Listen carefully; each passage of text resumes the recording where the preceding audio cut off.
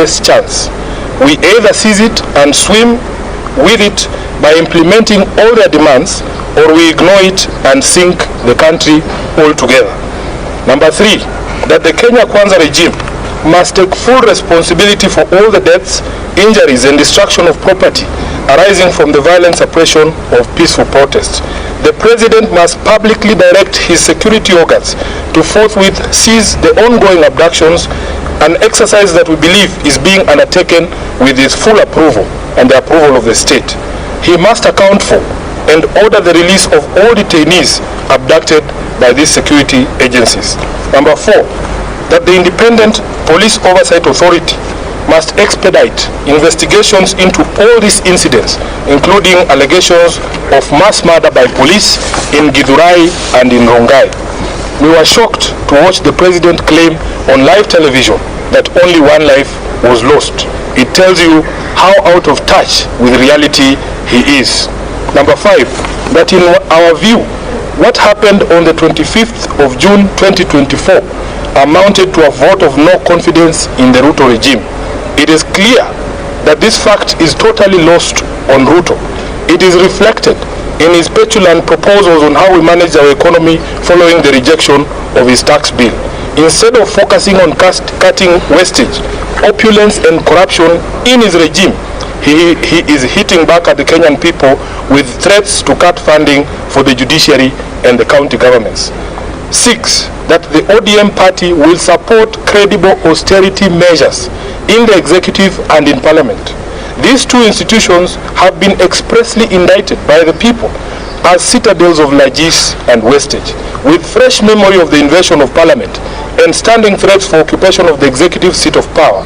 These two institutions must have an honest introspection on their contribution to our current predicament and take measures to lessen the taxpayers' burden.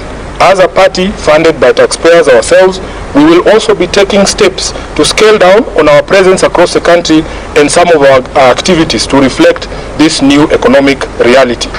Lastly, that ODM shall initiate and lead recall processes in the following constituencies in light of the current office holders' repeated violation of their sacred oath and the wishes of their electorate. Number 1, Game constituency.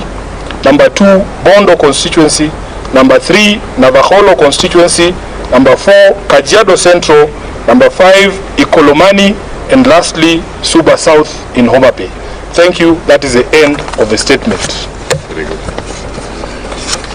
Yeah, we do. Eric? My name is Jeff.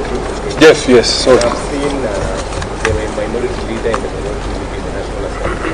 And during this time of crisis, when Kenyans are asking, did Parliament, National Assembly, have to go for a recess during this period? What actually transpired? Because when that decision was being made, there was a blackout in Parliament in terms of coverage. The media was not allowed to cover that session. Kirui, can I first take questions that are related to the statement we've read? Brian? Yeah, I'm very keen to understand that. Now, you said that you support the demands by the youths.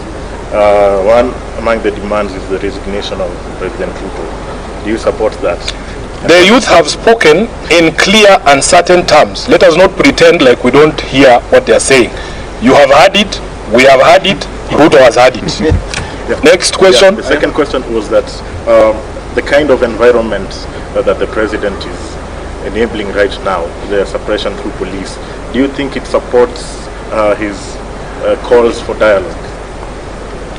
No, because nobody believes what the President is saying. His actions and words are totally different. And what we have called for in our statement, first of all, is he must publicly speak to his police, publicly, and tell them that he knows what they are doing and Kenyans have asked that he stop.